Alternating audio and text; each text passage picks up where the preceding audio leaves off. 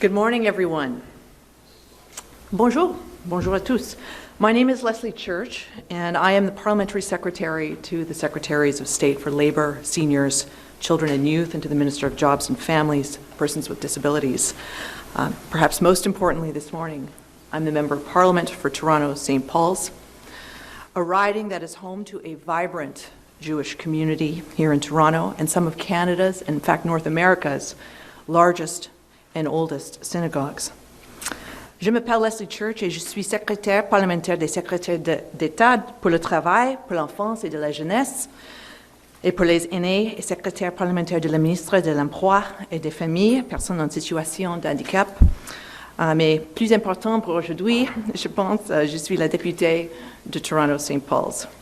And I would like to start by acknowledging that we are gathered on the traditional territory of many nations, including the Mississaugas of the Credit, the Anishinaabe, the Chippewa, the Haudenosaunee, and the Wendat peoples. Today, it's my pleasure to host and moderate this morning's event featuring our Minister of Public Safety, Gary Anandasangaree, joined by our Minister of Artificial Intelligence, Honourable Evan Solomon. They will be highlighting the recent investments from the Spring Economic Update 2026, Canada Strong for All, that are focused on keeping our communities safe. Joining the ministers are Noah Shack, CEO of the Center for Israel and Jewish Affairs, CJA, as well as Jeff Rosenthal, the immediate past chair of the UJA Board of Directors and co-chair of the Countering Anti-Semitism and Hate Committee, UJA Federation of Greater Toronto. My colleague and chair of our Toronto 416 caucus, Julie Zarowitz, Member of Parliament for Davenport, is also joining us today. We are thrilled to have allies, supporters, and many members of the community and media here with us this morning. To Noah and Jeff in particular, and your teams at CJA and UJA, thank you for being partners in this work and for being powerful voices for the Jewish community.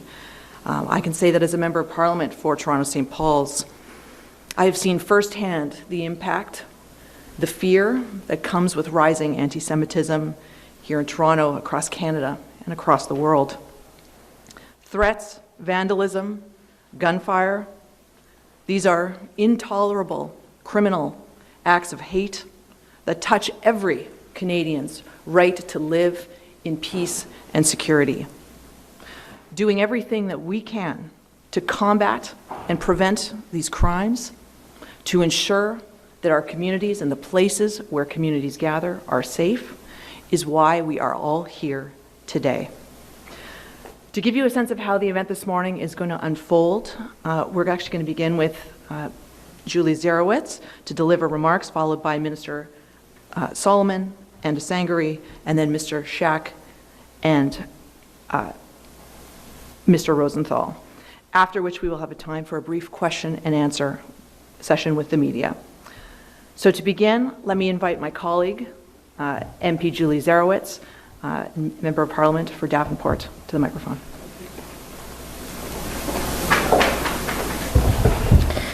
Good morning, everyone. Thank you, Leslie. Great to be here with you, with Minister Anandasangaree, with Minister Solomon, to Noah, to Jeff, to the entire leadership of CJA and to UJA, and to every member of the community here this morning. Thank you for having me. I want to speak to you not just as the chair of the Toronto caucus, not just as the Member of Parliament, the very proud Member of Parliament for Davenport, but as a neighbour. While I do not have a synagogue in my constituency of Davenport, over the last several years, many members of my Jewish community in my riding have been coming to my office. They've called, they've written, they've met with me to share what they are living through. And I have done my best to make sure that I'm there to listen, to return every phone call and every email, and to carry what I've heard back to Ottawa. And what I hear again and again is some version of the same thing. We are tired, we are afraid, and we should not have to be either of those things here in Canada. I've also made sure to meet with the superintendents of the 11th, 12th, 13th, and 14th divisions, the Toronto Police divisions that serve Davenport, to raise the issue of anti-Semitism directly, to ask about their training, whether they're taking advantage of the training that we have right across this country and our funding. And I want to ask them directly how they are working with the Jewish community in our riding. And every single time that I walked away from my meetings with them, I have always come away reassured that our local police leadership, as well as, I would say, our chief of police in his office, is taking this very, very seriously. I've also written consistently to my own community about the pattern of the last 2 years particularly, because the pattern is there and it's no longer deniable. There's been lots of instances, so I'm not going to mention all of them, but 3 synagogues in the Greater Toronto area struck by gunfire in the span of a single week. Anti-Semitic vandalism, including in my own Davenport riding, repeatedly throughout the past years. The comments, the daily harassment that does not always make the news, but never leaves the people that are living through it. These are not isolated incidents. They are escalating campaigns of intimidation, and there's no cause, no conflict, no grievance anywhere in the world that justifies firing a bullet at a house of prayer in Canada, or I would say anywhere else for that matter. So today's announcements matters. $75 million additional dollars over 5 years for the Canada Community Security Program, on top of the $10 million in emergency funding announced earlier this spring, is the most substantial investment in community security this country has ever made. It means more cameras, fences, security personnel, hardened doors and windows, but it also means that a Jewish parent dropping off their parent at daycare or a family walking to Shabbat service can do so hopefully with less reason to look over their shoulder. But we know that money alone is not enough, and we know that better than anyone. And that's why I was proud that our government introduced Bill C-9, the Combating Hate Act. This bill, which would make it a criminal offense to intimidate or obstruct anyone trying to access their place of worship, and which would make hate-motivated crime a distinct offense in the criminal code, is now before the Senate. The Toronto Police Service's own hate crime unit has told Parliament that they need these tools to act more decisively, and our government and our Toronto caucus will keep pushing for swift passage. The law has to match the reality that you are living. And I'll leave you with this. When a synagogue in the city is targeted, every mosque, every church, every gurdwara, every temple feels it. The safety of one faith community is inseparable from the safety of all.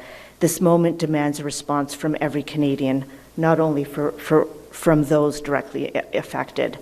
Canada is your home. It belongs to you as fully as it belongs to anyone. No one in this country should ever have to choose between their faith and their security, and we will not stop working together with you to make that promise real.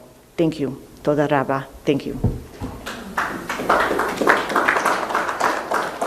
Thank you, Julie, for speaking on behalf of all of our 416 caucus, who feels these issues very deeply.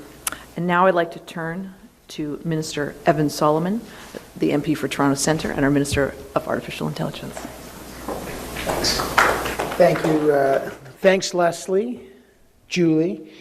Amazing words, powerful words. I want to thank Gary, Minister Anandasangaree, Noah, Jeff, the work you do. Javon, of course, is going to be very important. All of you, the community leaders who are here, Rabbi from Temple Emmanuel, where I grew up, and members of Holy Blossom, where I now join. So this is a very important day. C'est un grand honneur d'être ici avec vous aujourd'hui. C'est un jour très important.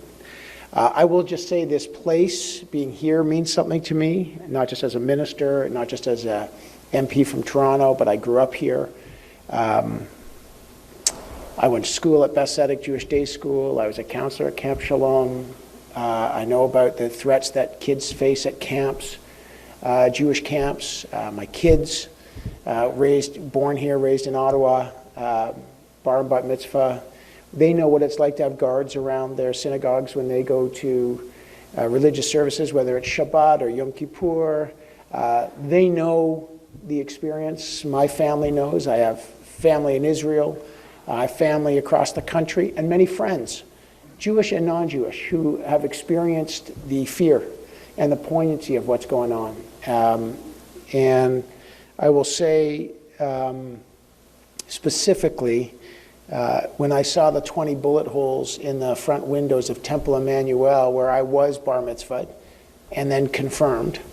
Obviously a shaky confirmation. It was an amazing place, but to see the bullet holes in a place where we walk through the doors, in a place where the rabbi knows very well, kids, families, they're glass doors because the assumption is we are safe.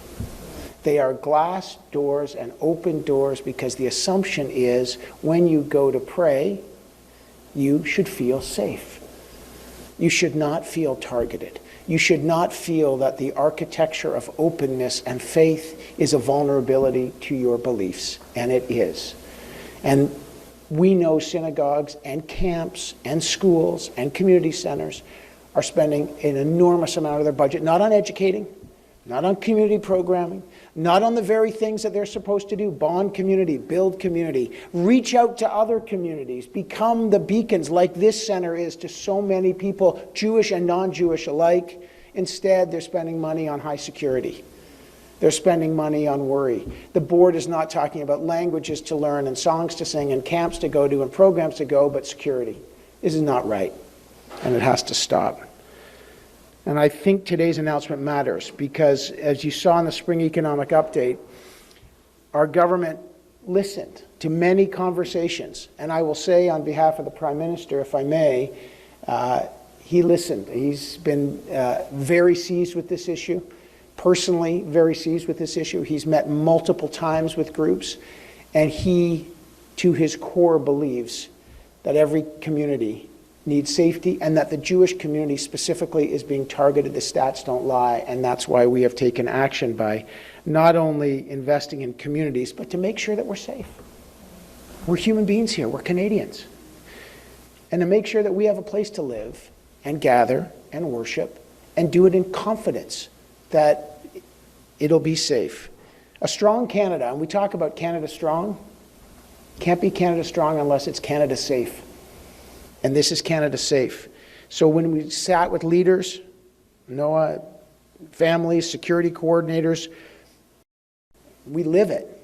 Leslie lives it in the community. Julie lives it. Gary's there. Let me just pause off script. This guy is a true leader. He is in every room.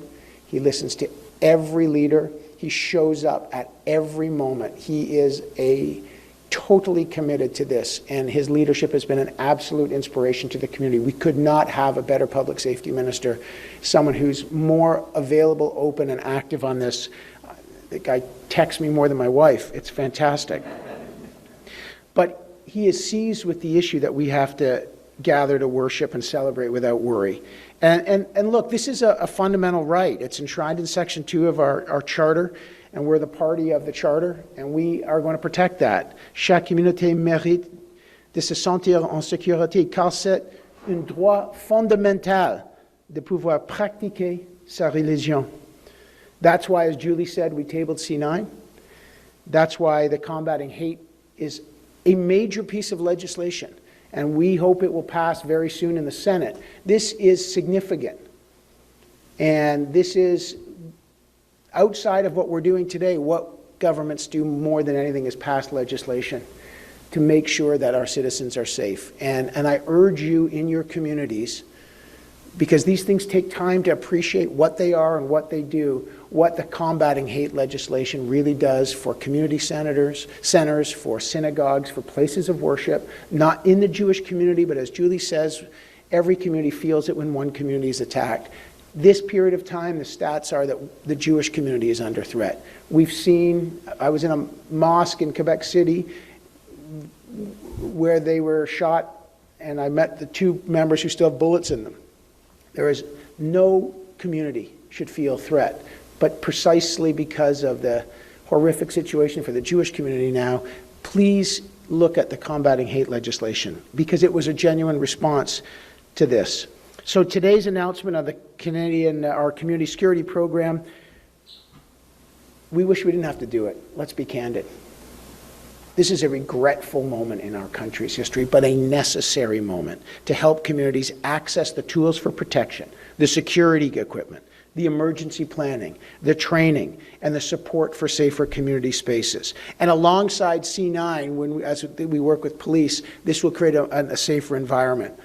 And the additional investments announced by and led by Gary Anandasangaree will help the Jewish community and Jewish organizations strengthen security at schools, at daycares, at camps, at community centers, and at places of worship. And we hope give more peace of mind and confidence. So every Canadian can walk into a synagogue, a community center, a place of worship, knowing they belong, knowing their kids are safe, knowing that they're safe. Now, this funding applies to all institutions, I should say. In my riding in Toronto Centre, the 2S LGBTQ community has felt it, and their community centres have been targeted, and they will get protected. There are times when temples, churches, and mosques have also felt it. We will protect all Canadians. But today we are here because the stats don't lie about the rise of anti-Semitism in this country. So I just want to say, as the Minister of AI as well, and digital innovation, technology will play a role here for threat detection, safer digital spaces, smart coordination between communities and law enforcement. And we're working with Gary as well on other things to make sure that our online spaces are safe. That's a role, and that we have safe environments. That's how this should work, and we're moving carefully to make sure we respect communities, respect rights, but keep communities safe. I will just finally close before introducing Gary with, your government is listening. We know, we feel it, not just as a government, but as parents, as members of your community, as members in your community. Our kids feel it, we feel it. This is not a hard message to convey. We need to take action on a complicated, insidious, and growing problem. And today we are doing that. So let's work together. I know these conversations will continue. I want to thank you all for your leadership. Am Yisrael Chai, Toda Rabah for today, and I really want you to know that our government is here and we're standing with you. And with that, I want to introduce a friend, a leader, someone who has really deserves the credit for leading this incredible moment today, Minister of Public Safety, Gary Anandasangaree.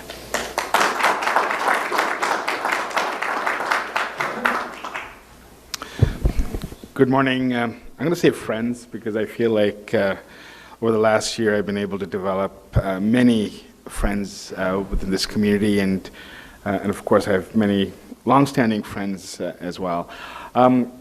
Truly grateful to be here once again, and as Evan said, we wish we didn't have to do this. And as I have met with members of the Jewish community across Canada, in Montreal, in Ottawa, in Winnipeg, Vancouver, Hamilton, and in Toronto, the overarching message that I've received, and certainly the Prime Minister has received and our government's received, is the sense of fear, the sense that Jewish Canadians do not belong here, or a sense that their safety and security is at imminent risk.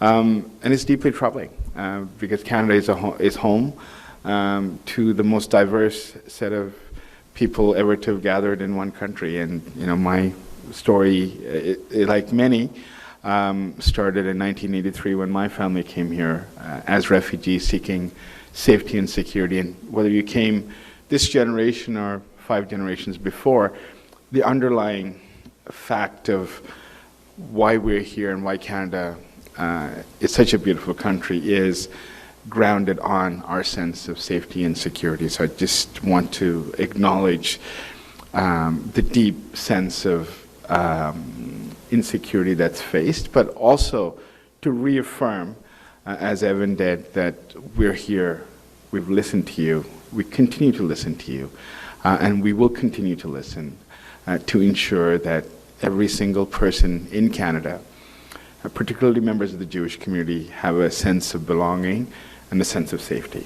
And I know that this community has taken enormous steps, and I want to just thank the many leaders I've spoken to, acknowledge Javon for his work, but the enormous steps to ensure that they do the work on the ground, whether it's through volunteers, whether it's through the security networks that have been established, whether it's expanding those security networks to Western Canada and the prairies, and Eastern Canada in terms of Montreal.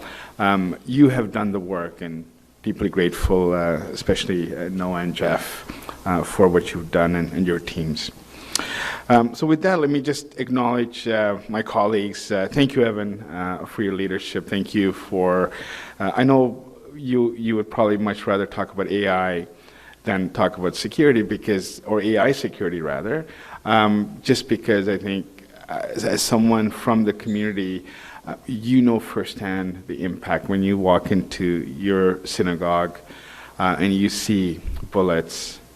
It really, to a place where you go every week, it cannot be underscored what an impact it has on you and your family, but more importantly on the community itself. So I'm deeply grateful for your guidance and your leadership, and I also want to acknowledge Julie DeBruzen, who's not able to be here today, but between Julie and Evan at the seat where decisions are made, they're critical voices, and I want to thank you both for your leadership, as well as Julie Zarowitz and Leslie Church and Vince Casparo and Rob Oliphant, our members who have been very vocal and staunch allies of this community. Last week, our government delivered the Spring Economic Update 2026, Canada Strong for All. It comes at a time of unprecedented changes around the world. From geopolitical shifts, supply chain disruptions, and rapid technological breakthroughs in AI, the world is changing quickly, and Canada must adapt to thrive. In Budget 2025, we made generational investments to build communities, empower Canadians, and protect our country. Now the journey continues. Nous avons un plan clair et ambitieux. Nous bâtissons en grand, nous faisons avancer les choses, et le plus beau dans dessus. Ce n'est que le début. These are serious times, and Canadians expect us to be good stewards of our economy and manage our public finances with thoughtful fiscal discipline. Over the past 6 months, we've supported Canadians with concrete measures that make everyday life more affordable while strengthening our economy. Notre situation financière est solide et elle nous permet de bâtir au Canada fort et équitable. C'est un Canada pour tous, sans distinction, un Canada toujours présent. Today, I would like to highlight investments that our government is making to keep communities safe. We've all seen the rise in police-reported hate crime in recent years, particularly anti-Semitism. Our city has not been immune to this despicable crime. We've seen synagogues shot at, defaced, and threatened. The incidents of anti-Semitism we've witnessed have shaken many of us to the core. Evan mentioned Temple Emmanuel. We've also had shootings at Sharai Shayomim and Beth Abraham Yosef of Toronto, and our government's response has been very clear.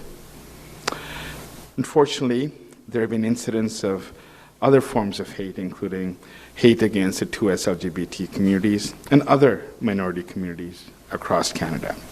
Last year, there were over 4,500 police-reported hate crime incidents across Canada, with 50% targeting race or ethnicity and 22% targeting religion.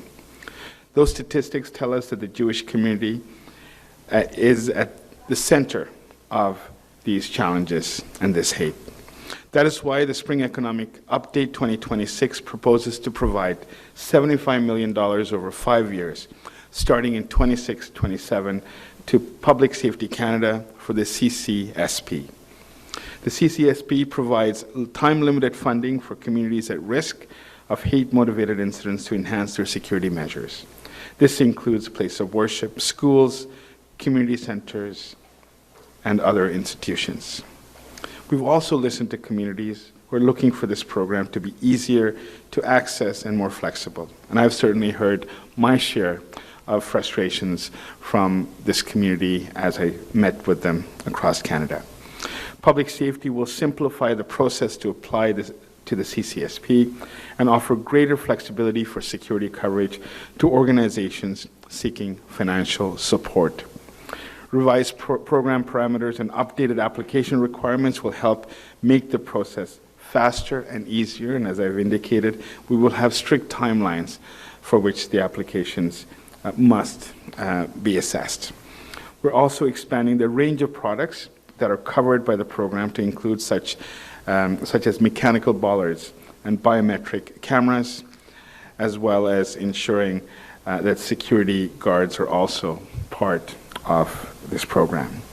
These changes to the CCSP will ensure that communities at heightened risk of hate-motivated crime feel safe and supported regardless of their identity, faith, or background. All Canadians will benefit from strengthened security at their place of worship, schools, shelters, community centers. And I want to highlight a couple of other initiatives that demonstrate our government's commitment to public safety. As you're aware, last month we announced $10 million in funding to ensure coordination of Jewish security networks across Canada, supporting both Toronto and Montreal. And that, I believe, is a game changer. This is in addition to Bill C-9, my colleagues spoke about, but it is very important that we have all the tools, all the legal tools that law enforcement need to enforce the law, which means that obstruction of places of worship, place of gathering, places, community centers, is prohibited. And equally, symbols of terror that terrorizes the community is also prohibited. So these are very important tools in addition to the number of other criminal code provisions that exist. But it will require law enforcement to enforce the law. And it's something that, from an RCMP perspective, there's regular coordination meetings where this is emphasized, and we will continue to support local police with jurisdiction in this regard. As part of the spring economic update, we're moving forward with the Financial Crimes Agency and the National Anti-Fraud Strategy, helping to protect Canadians and strengthen trust in our financial systems. These initiatives build on the work that we've been doing for the last year to keep Canadians safe. Our investments in the border plan, the addition of 1,000 RCMP and CBSA personnel, and important law reforms all provide a solid foundation for increased public safety. This year's spring economic update reflects the progress we've made, and much work remains to be done. Let's seize the moment, let's be ambitious, and let's build Canada strong together for all. Thank you.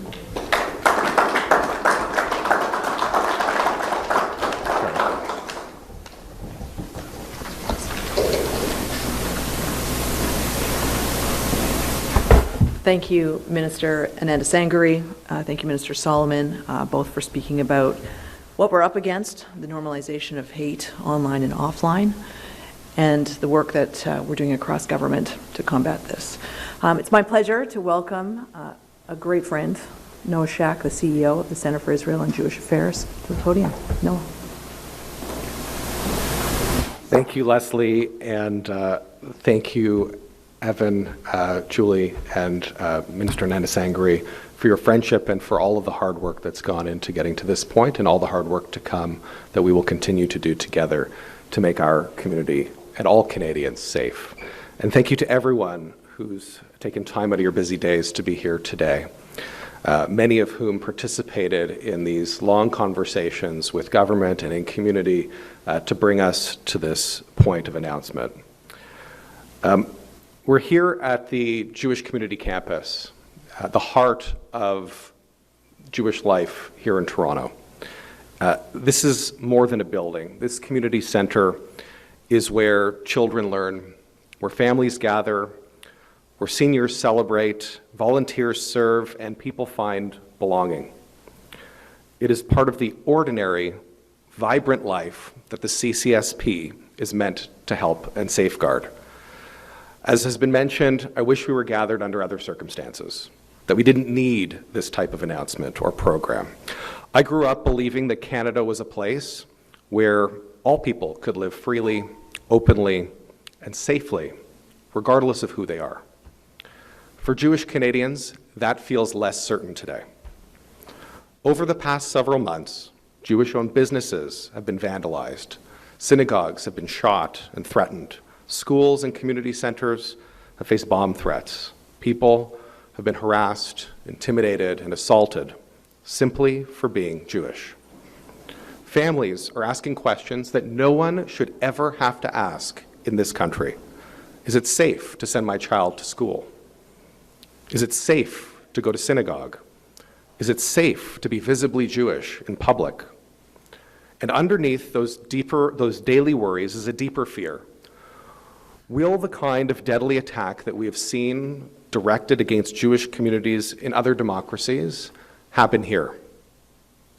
That is what many Jewish families are living with on a daily basis right now.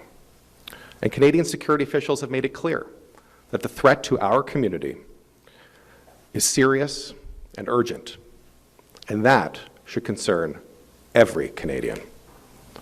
This funding will help at-risk institutions make critical security upgrades, hire trained professional personnel, improve emergency preparedness, and respond more effectively when dangers arise.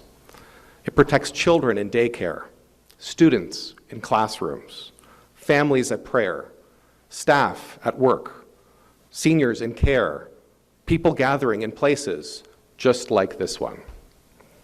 Strengthening the Canada Community Security Program sends an important message as well. The extraordinary cost of responding to anti-Semitic threats should not fall on Jewish community institutions and families alone. This is a responsibility that we all have towards one another as Canadians.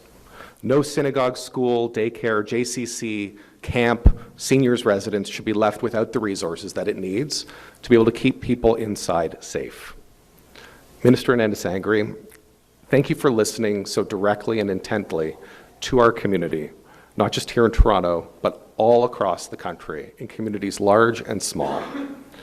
You've taken their concerns seriously and moved this commitment forward with intensity in order to make sure that you weren't just telling us that you were going to do something, you backed it up, you did the thing. Here we are today, after a very short period of time, with this commitment becoming a reality to keep people safe. It's deeply appreciated.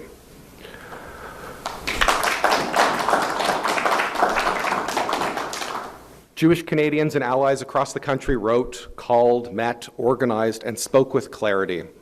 Our community needs this greater security support. The message was heard, and we appreciate it. But security alone is not enough. In addition to protection, we need prevention.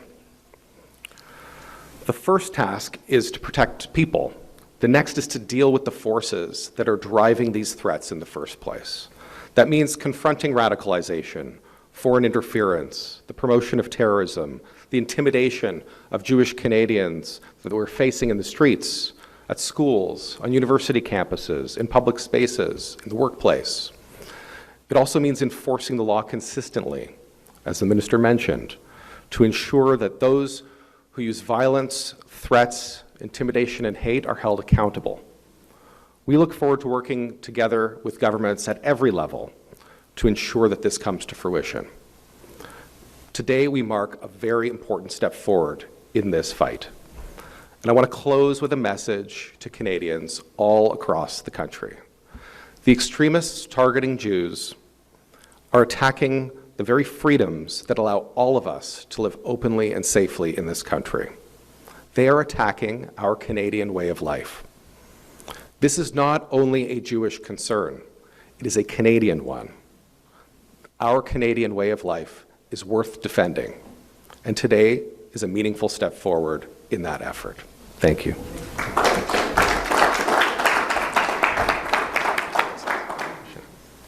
Thank you so much, Noah, for you and your team and all of your leadership at CJA. UJA is very much at the heart of the Jewish community here in Toronto, and it's my pleasure now to invite the immediate past chair of the UJA Board of Directors, co-chair of the Countering Anti-Semitism and Hate Committee for the UJA Federation of Greater Toronto, Jeff Rosenthal to deliver remarks. Thank you, Jeff. Good morning, everyone, and thank you for being here this morning. Thank you, ministers and MPs. Today marks a step down the right path, but it's just a start. This has been an exceedingly difficult period of time for our Jewish community in the Greater Toronto Area and across the country. In just the past week, we have seen community members shot at, another physically assaulted outside a synagogue, and a Jewish-owned store vandalized, a rock thrown through its window. And the most distressing part is that this week was not an anomaly. It follows weeks, months, and years of escalating pain, as we have witnessed and lived through an alarming rise of anti-Semitism and hatred targeting Jewish people in our city. We have watched and we have warned how hateful words, threats, and intimidation have become normalized and predictably turned into hateful acts of violence against our community. Our sense of safety is now under constant threat. When hate and extremism are left unchecked. This is the kind of violence that results. Toronto and Canada have become almost unrecognizable to the Jewish community today. The reality of Canada today falls far short of the historical promise of Canada and what is required to lead a safe and fruitful life. Today, for Jews to be simply able to gather in public, we require significant and visible security at our schools, our synagogues, and our community centers. This is our reality in Toronto today, and it's why so many Jewish families are questioning their future here in Toronto and in this country. Make no mistake, this must not be viewed solely as a threat to the Jewish community. This is not a Jewish issue. What is happening represents a threat to every Canadian who wants to live their lives in peace and safety. So once again, we are warning that this escalation of extremism and intimidation targeting Canadians will inevitably lead to much worse with lethal consequences. The Jewish community, like all Canadians, deserves to be able to celebrate and practice our religion freely. We are a strong and resilient people, and we will not cower or made to be living in fear. We stand together as a community, and with our friends and allies across Canada, we will continue to proudly live our Jewish lives. Thank you.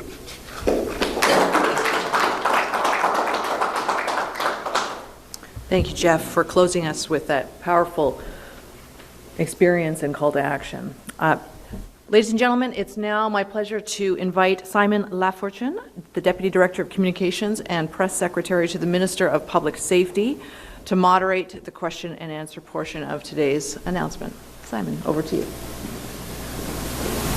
Okay, I didn't think I'd be at the podium necessarily for this, but yeah, if you have any questions, please specify your media outlet, your name, and to whom you wish to ask your question. Thank you very much.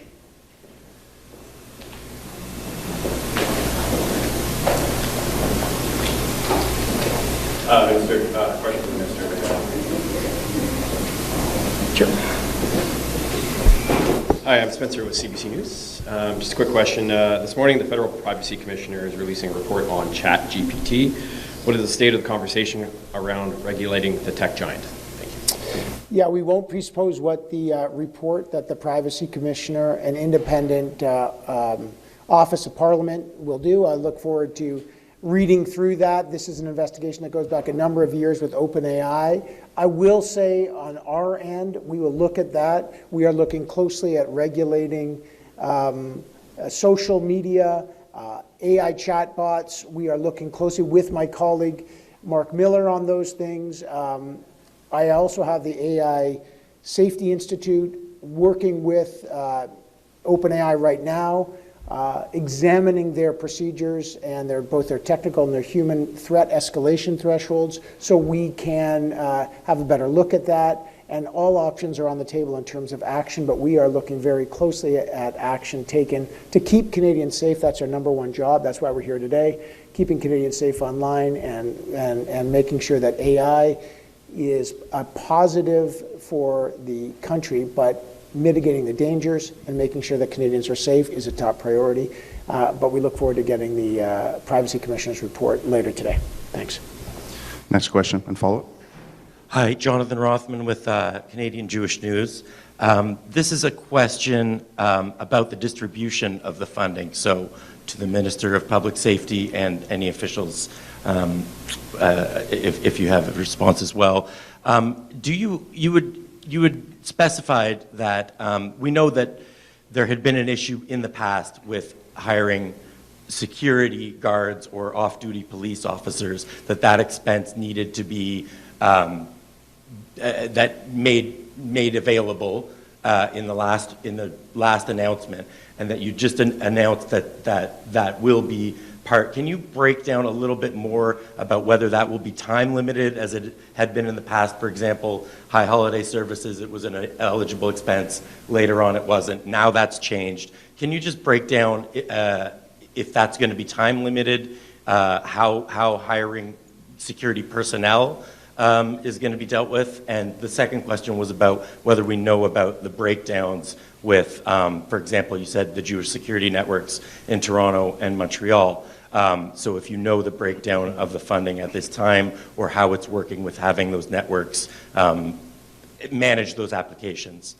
So that's two. Thank you. So let me answer your second question first. So in terms of funding for general security coordination, the $10 million that was announced last month speaks very specifically to both networks that exist in Montreal and Toronto, and I understand that's now been expanded. Montreal has taken on the East Coast and rest of Quebec, and Toronto has taken on Ontario and West. There was certainly funds earmarked for both networks. With respect to the $75 million that's being announced today, it is very much for everyone, so there's no prescribed division of those funds. But to speak to your point on security, obviously the number of institutions that exist far exceeds the dollars that are on the table. So for issues of security guard, for example, it will be time limited. It will be for specific purposes, not for standalone security services 24/7. It will be based on need, based on a number of factors. As you can appreciate, since the announcement last week, we're working through the logistics, but in principle, security guards are part of the funding that is now allowable within the CCSP. Evan, do you want to add anything? Or? No, I'm Okay. good. Sorry. I'll just add that the Jewish security networks are working very closely with officials in the Department of Public Safety as the program parameters are being developed. There's very close conversations that are happening to ensure that the program that's being designed and advanced is taking into account the realities of the infrastructure that's being developed to deliver on it. Do we have any additional questions? Please let it be known. Go ahead, sir. Hi, Eric Klein from Holy Blossom. $75 million sounds like a lot of money. $15 billion a year goes on. When I think about the allocation, what our budget looks like, are there going to be maximums applied to what you could as an organization?